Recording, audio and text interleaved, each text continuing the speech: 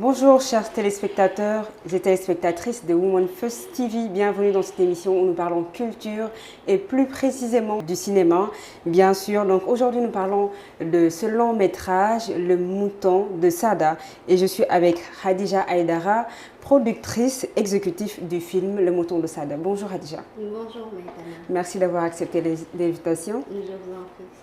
Donc, je suis aussi avec Oumi Regina Sambou, journaliste culturelle, en même temps chargée de la promotion de ce film Le Mouton de Sada. Bonjour Regina. Bonjour Maïtana. Merci d'avoir accepté l'invitation. Merci à vous. Donc, alors, comme je le disais, nous allons parler de ce long métrage, Le Mouton de Sada. Déjà, Aïdara est là. Elle est productrice exécutive de ce long métrage, Le Mouton de Sada. Khadija, est-ce que tu peux nous parler de ce film, Le Mouton de Sada, et quel est le message que vous avez voulu faire passer à travers ce long métrage, Le Mouton de Sada? Merci beaucoup Maïtana.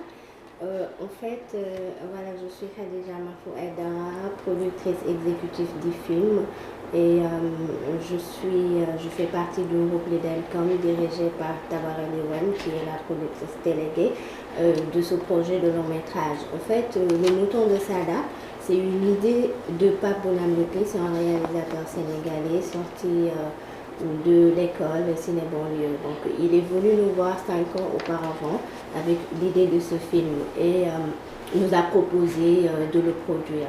Après avoir lu le projet, donc nous nous sommes engagés à l'accompagner dans la production de ce film. Donc du coup, le film a eu un parcours assez atypique. Il a eu à faire des laps.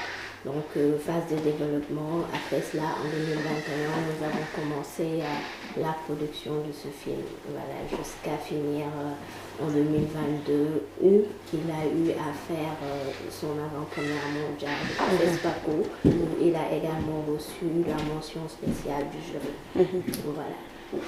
Merci beaucoup, c'est en tout cas un beau parcours, et ce long métrage est déjà aimé par les Sénégalais parce que ça reflète carrément le quotidien de bon nombre de Sénégalais, soit de la banlieue comme dans les régions du Sénégal. Oui. Donc Oumi Regina Sambou, la première question est celle-ci. Vous êtes chargée de la promotion de ce film.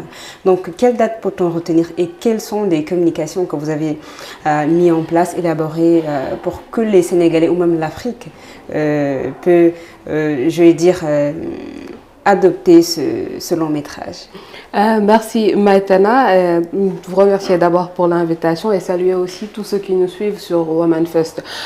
Les dates à retenir, il y a l'avant-première sénégalaise qui va se faire le 30 novembre à Canal Olympia, et à partir du 1er, le film sera disponible dans toutes les salles au niveau de Dakar. Et pour la campagne de promotion, en ce moment, on est en train de faire beaucoup de plateaux télé, et bientôt, l'affiche du film sera visible sur toutes les plateformes cinéma aussi de Dakar. Nous comptons aussi nouer de nombreux partenariats avec différentes institutions ici pour faire la promotion du film, parce que c'est un film qui nous parle, c'est un film qui s'adresse à toute la population sénégalaise et même à toute la population africaine.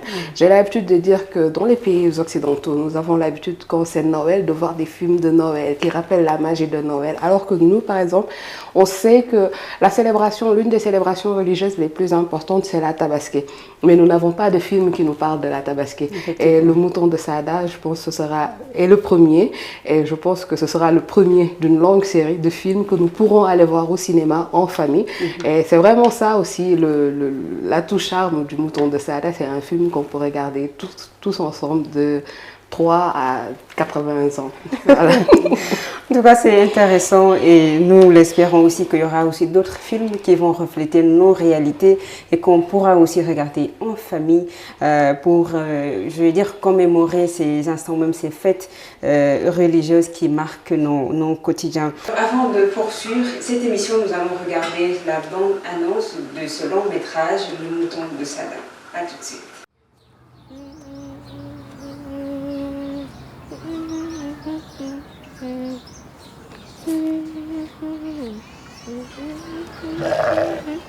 Sada, ya day rey sa xar tabaski.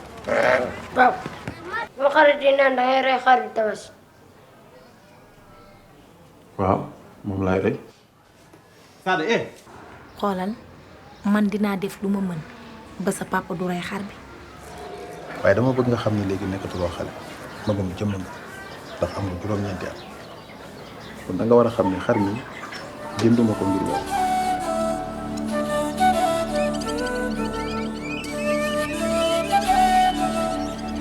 bu coow bi àggi fii yëpp du kenn yow mii la. yow da nga xamul yow tabaski mooy lan ah ak lan lay tabaski di représenté. man loolu sama yoon nekk. day mel ne ku xamul nu mu def. sama yoon nekk ci.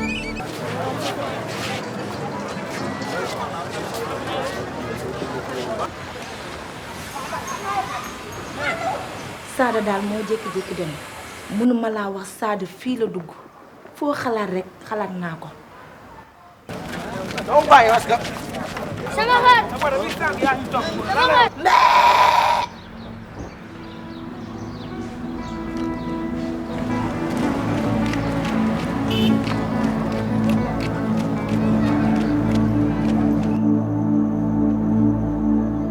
Alors Khadija, certes, l'idée de ce projet est venue de Pape Bounama Lopi, réalisateur sorti de Ciné Banlieue, mais ce sont des femmes qui ont été derrière ce long métrage et qui ont travaillé pour la réussite du Mouton de Sada. Donc quels ont été les défis rencontrés lors de cette production? Oui, Maïtana, merci beaucoup. En fait, les défis ont été nombreux, mais ce que je vais citer en fait, c'est le plus présent, c'est les difficultés qu'on avait rencontrées par rapport au financement de ce projet-là. Mais je tiens à préciser que, mis à part cela, les femmes ont été au devant dans ce projet-là. Donc, même dans des postes, les chefs de poste dans ce tournage-là, il y a des femmes qui ont eu à gérer, voilà. Et mon assistante est la preuve, il y a même une qui est là, qui est dans ce projet, qui est toujours en train de continuer. Donc, du coup, les femmes jouent un rôle très important dans le cadre de ce projet-là. Et voilà, on continue aussi de travailler avec elles. Donc, les défis, comme je l'ai dit tantôt, c'était énorme, mais le plus, ce qu'on a rencontré, c'était du point de vue du financement, parce que on avait déjà un calendrier et un programme vraiment bien défini, mais ce qui ne suivait pas, en fait, c'est les moyens. Donc, du coup, on a dû financer le projet sur fonds propres avant vraiment d'avoir, par exemple, un retour ou bien un financement de la part de l'État, notamment du FOPECA. Je pense que c'est très important parce que les femmes sont originales, authentiques, et quand une femme est derrière un projet, on sent nettement cette touche originale et authentique que, enfin, après, en tout cas, tout le monde adopte ce projet parce que la société s'y voit, s'identifie à ce projet-là. Donc, Oumi Regina, comme elle a dit, au Sénégal, partout d'ailleurs en Afrique, vous voyagez, vous avez un média qui parle de culture et vous êtes femme en tant que femme. Qu'est-ce que les États, je vais dire, en Afrique, peuvent faire pour appuyer ces femmes qui sont dans le milieu cinématographique? Pour moi, ce que les États pourraient faire, une politique plus hardie en matière de soutien pour ce qui est prévu pour les femmes. Et je trouve que, parce que, bon, c'est vrai, on vous dira que de toute façon, quand on soutient les projets, on ne fait pas de distinguo sur le sexe, si c'est des hommes ou des femmes. Mais le fait qu'aujourd'hui, les hommes ont plus facilement accès à la formation. Les hommes ont plus facilement accès aux structures de financement. Les hommes ont plus facilement accès et tout. Les femmes, quand elles doivent se battre, je ne dirais pas 2 ou 3 fois, parce que sinon ça aurait été raisonnable, mais 100 fois plus que les hommes. Aujourd'hui, je prends l'exemple de Lidel, Tabara, Khadija, ce sont des femmes compétentes, mais il faut qu'elles fassent plus de gymnastique que les autres hommes qui sont dans le cinéma pour pouvoir avoir ce qui leur est dû. Elles font des choses concrètement. Les gens les connaissent dans le milieu de la production, mais personne ne va penser spontanément à elles quand il s'agira de financer, quand il s'agira de soutenir. Et elles aussi, ça aussi, ça fait partie des critiques que je ferai pour les femmes, parce qu'à force d'essuyer des refus, elles se découragent et elles-mêmes se privent de certaines opportunités, parce qu'elles vont se dire de toute façon, ça sera comme d'habitude, on va nous rejeter sous de fallacieux prétextes. Ça, je pense qu'il faut qu'on travaille, nous, femmes, qu'on travaille beaucoup dessus, parce que c'est le même problème que j'ai, moi, en tant qu'entrepreneur. Je n'ai jamais toqué à la porte de quelqu'un, même si les gens, ils sont tout le temps surpris en me disant, en tant qu'entrepreneur, tu fais ceci ou tu fais fait cela. Ils le savent, je trouve. Mais bon, quand ils veulent donner leur argent, ils pensent le donner à des mecs comme eux. La solidarité masculine, sur ce plan, elle fonctionne très bien. C'est sur le plan de la sororité qu'on a encore quelques mécanismes à mettre en place pour y arriver. Et quand il s'agit des femmes qui sont dans le milieu de la culture, j'en ai beaucoup discuté avec Rokhaya Dabassar, par exemple. Il y a beaucoup de financements que les femmes peuvent avoir dans les structures comme les ministères de la femme et des trucs comme ça. Mais ces ministères ne connaissent absolument rien du milieu culturel, encore moins du milieu du cinéma. Et il faut que très souvent les actrices aillent vers elles, parce que spontanément on va soutenir des entrepreneurs qui sont dans le maquillage, des entrepreneurs qui sont dans la vente de poissons, dans le maraîchage et tout, mais les actrices culturelles, on n'en parle pas, elles sont quelque part invisibilisées. Il y a des structures qui sont en train de se mettre en place pour corriger ça, mais le rythme est encore lent. Et surtout quand on voit que nos États aussi, ça, c'est une pierre que je vais lancer dans les trucs de nos politiciens. Ils ont intérêt à mettre en place, à nommer des gens qui connaissent le milieu et qui savent c'est quoi leur rôle. Pas des gens qui sont là pour traiter une certaine clientèle politique. Parce que tous nos problèmes aussi viennent de là. Aujourd'hui, on va amener dans un ministère quelqu'un qui n'en a absolument rien à faire du domaine qu'il est censé gérer, qui va être là en train de gérer sa clientèle politique avec un budget qui est dédié à des secteurs qui sont déjà très fragiles, qui ont besoin de ce soutien, qui ont besoin de cet appui de leur État, mais qui ne peuvent pas l'avoir. C'est ça, c'est déplorable. Balle perdue sur notre ministre de la Culture. Non, je ne dis pas le ministre de la Culture, hein, parce que aujourd'hui, en ce moment, on peut dire que le ministre de la Culture qu'on a, il essaie un peu de mettre en place. C'est assez difficile parce que même parfois, on se dit que le ministre de la Culture qu'on nomme, il ne connaît pas, il ne maîtrise pas, mais chaque fois qu'il y a un ministre qui vient en poste, il y en a qui essaient de faire l'effort de connaître et de pouvoir corriger. Mais la réalité politique, elle est toujours là.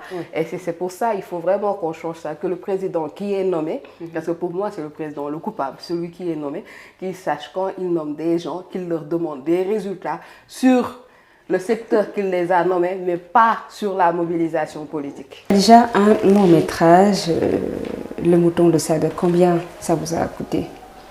Je dirais qu'on a un budget estimé à 365 millions. D'accord, pour ce long métrage. Et sur ce coup, on a reçu un financement du FOPICA, voilà, qui nous a permis de souffler un tout petit peu par rapport à ça. D'accord. Merci beaucoup. Donc, comme je le disais au début, nous sommes avec Khadija Aïdara, qui est productrice exécutive du film Le Mouton de Sada, et avec aussi Oumi Regina Sambou, qui est chargée de la promotion de ce film. Donc, nous sommes à la fin de cette émission. Oumi Regina Sambou, quel est votre mot de la fin? Alors, pour moi, le mot pour la fin de cette émission, je dirais, j'exhorte tout le monde à venir regarder le Mouton de Sada. Ce projet nous tient particulièrement à cœur parce que ça va au-delà de Pape Bonam Lopi, ça va au-delà de Ciné Banlieue.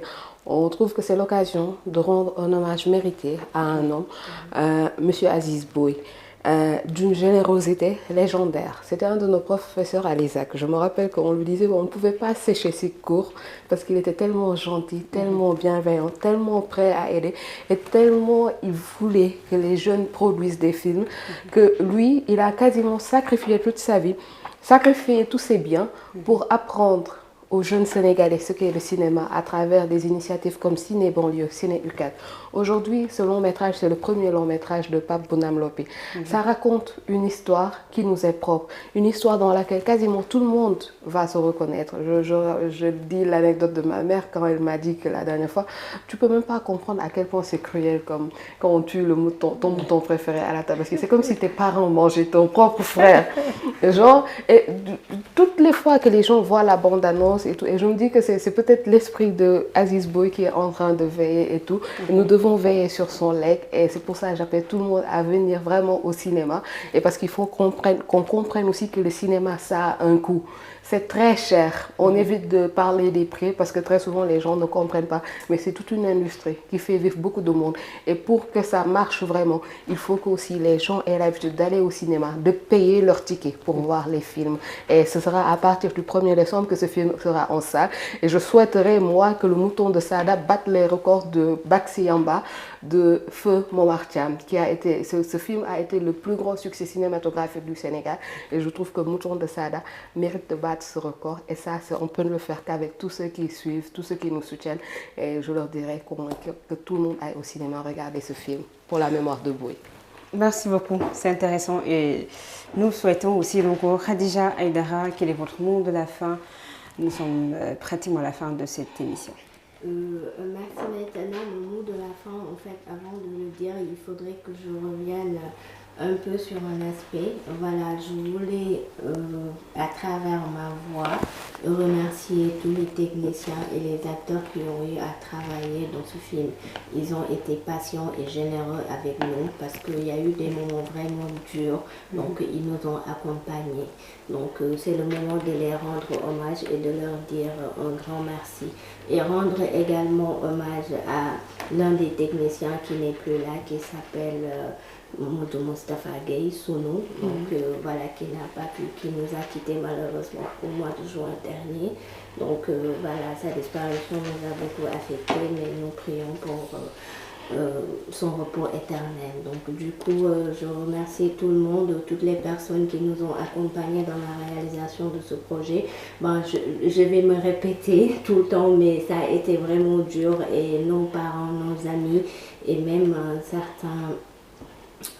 certains professionnels de ce métier nous ont accompagnés pour que le film voit jour. Donc comme l'a dit Regina, c'est un film à aller voir en famille, il n'y a pas vraiment d'âge parce que tout le monde s'y retrouve. Le mouton de Sada, c'est une histoire vraiment passionnante, donc nous invitons tout le monde à aller regarder ça. Merci beaucoup Khadija Aïdara, c'était un plaisir de vous recevoir sur ce plateau où nous parlions de culture et du cinéma, Le Mouton de Sada. Et comme vous l'avez dit, nous souhaitons à ce long métrage plein succès et aussi à son réalisateur Pape Bounam Lopi. Donc chers téléspectateurs, nous vous donnons rendez-vous prochainement sur une autre émission. Restez connectés sur Woman First TV. Merci.